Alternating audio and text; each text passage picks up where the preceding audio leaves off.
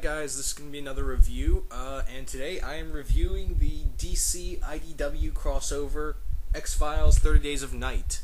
Now, this was the crossover that originally Wildstorm, before they went out of business, before Wildstorm went out of business, they did a crossover because they own the rights to the X-Files line, whereas IDW did own the rights to the 30 Days of Night. Now, there's a bit of cool backstory behind this, because actually one of the writers, some of the creators from Wildstorm, actually approached Steve Niles and asked him to do a crossover with X-Files, and he originally wasn't going to do the idea, because he never really thought the idea of crossovers with his 30 Days of Night book would, take off. He never really thought that that the 30 Days of Night characters could, really cross over a lot of stuff. And he's actually talked about, a lot of people have asked him to do crossovers with 30 Days of Night. Apparently, they're supposed to, Marvel approached him with Blade in 30 Days of Night. That would have been awesome. I don't know, there's been a lot. He's been approached a lot of times, with 30 Days of Night and something else. I would have loved it, and I still would have loved to seen 30 Days of Night and American Vampire. That would be awesome, of those two vampire horror genres coming together. That would be an awesome Vertigo IDW crossover. Maybe we can see that in the future, because that can go... American Vampire and 30 Days of Night just goes hand in hand. There's no real big...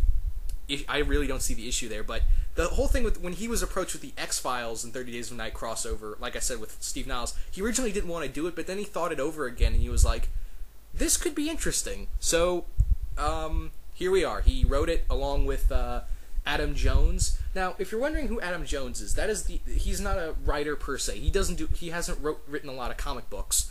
Well, who he is actually, Adam Jones is the guitarist from the band Tool.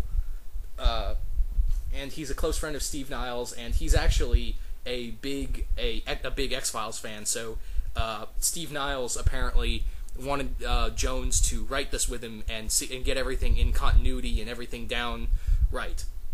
But you can clearly tell what he wrote and what Steve Niles wrote. Also, Tom Mandrake does the artwork. Tom Mandrake does some okay artwork. It's not the coolest thing I've ever seen.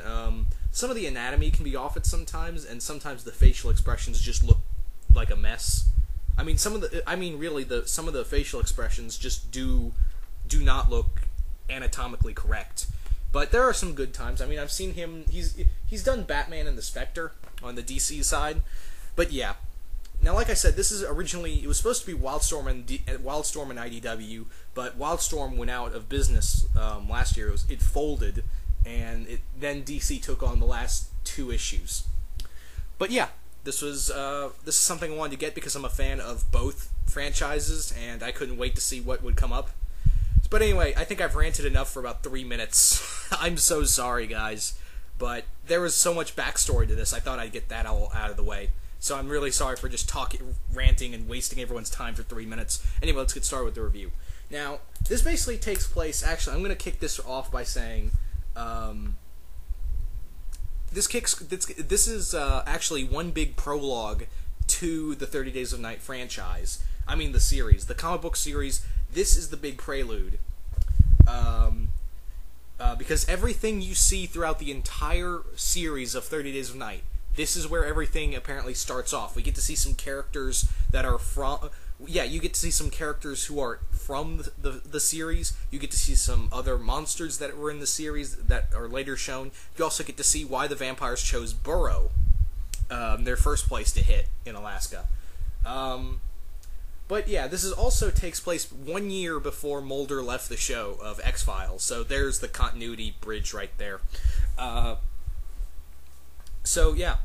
Now, what this is basically, Mulder and Scully are called into Alaska to find, after, this trucker calls in a tree apparently made of human headless bodies, all drained of blood, and Mulder and Scully are called in, and, this mystery starts from there. It's cool, the scenery looks kind of eerie and stuff, but I don't know, this crossover was okay. This is not, I like X-Files and I love 30 Days of Night. It's probably This and American Vampire are probably the last two good vampire series left. As far as solo vampire comics go. The main problem I had with this is that, I felt like it really shows that Steve Niles somewhat didn't want to do this at first, and sometimes his writing gets kind of slacking because Steve Niles can really. I've read a lot of his work, and for the most part, a lot of his writing is good. I mean, he does write some good horror suspense. Like I've read some comics where I feel the suspense and sometimes feel that eeriness to his comics, but I didn't feel that in here. I didn't feel that at all. I just felt like I'm reading vampires. There's no. It's just his vampires he's writing, and I don't know. I just couldn't. The artwork's all right. Like I said, Adam Jones, he's okay. He's co-writing it, so he doesn't do a big part of it. Mulder and Scully bother me to no end. I know Mulder and Scully had those characteristics in the show of, like, Mulder would sometimes say something smart and, like, some classic one-liner, but he does it so much in here, it almost makes him come off like an idiot. Scully is just so skeptical about everything that this is what I love and hate about Scully, is that she tries to use everything for reason. And there's actually a funny scene in here where Scully actually tries to explain the black ship, the iconic black ship in the 30 Days of Night book, and they go investigating in there, and she actually comes up with the most bullshit explanation for the black ship. And Mulder turns around and calls bullshit on that, and she actually has to admit, yeah, that was just a wild idea. I thought that was awesome. Yeah, the vampires are cool in here. There is one moment in here, I mean, they bring in one of the other vampire creatures. I don't want to spoil a lot, but they bring him in here. There's also another character who's completely annoying.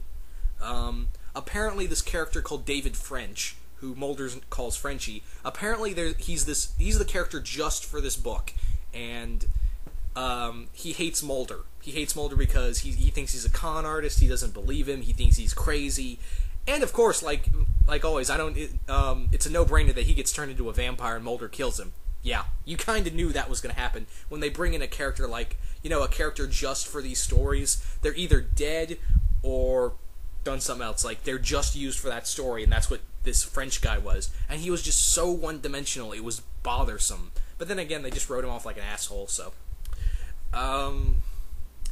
Yeah, not a lot I mean, despite all its faults, it is good. I did enjoy it. It's not the greatest crossover I've ever read, nor is it the worst. I've read some really, really, really bad crossovers, and I've read some really good ones. This is a good medium, in my opinion.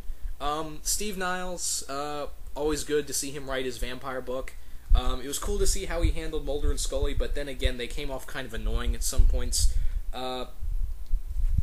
I did enjoy the vampire action. There's some cool vampire actions in here. I mean, it's not really scary so much as it is an action movie. And they do have a good mystery build-up. Like, the first issue is just nothing more than one big build-up. That's about it. The first issue is not a lot of action. All it is just a build-up issue. But the other 5 parts, it's a good mystery. And, like, they play up the mystery, but you already know what happens. That's the problem. I think how I would have done it if I had any call in this crossover is that I would have had it like it would just focus on Mulder and Scully. Like, it wouldn't go back and look at the vampires. It would just focus on Mulder and Scully and have the vampires like as the characters that would come in, and you would like, because in this crossover it does show the Mulder and Scully side and the vampire side. I would have just left it as Mulder and Scully and the vampires as the threat, rather than switch back and forth.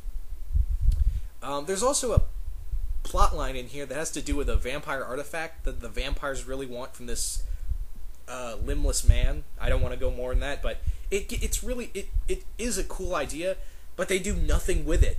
I mean, they do absolutely nothing with that idea. Like, it's just a pointless subplot, in my opinion. Like, they find it, bring back this unstoppable monster, apparently, but I know that character gets resurrected in the other books. I think one of the later books. But, yeah. It felt kind of pointless and unneeded. All you needed, I mean, the subplot itself of the other of the super vampire, I guess you could call it, or the one that feeds on the other ones. That felt kind of pointless. As much as I like that idea, and it is used throughout the other books of 30 Days of Night, I felt like you didn't need it in here.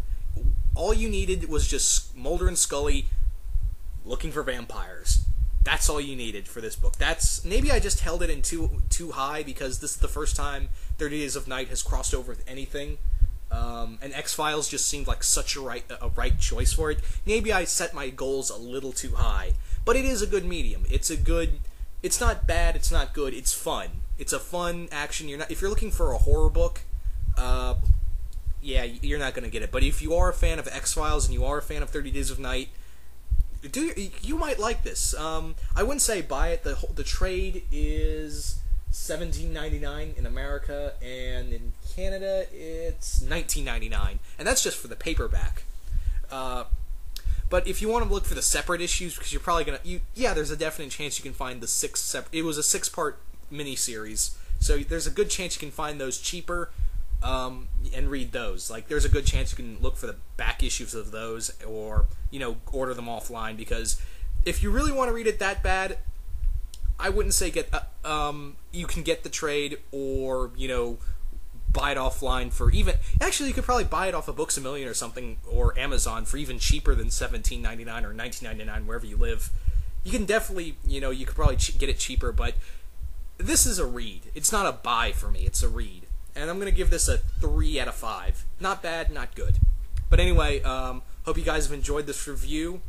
I know this was kind of a long one, and I kind of rambled for a bit. But, yeah. Anyway, I'm out.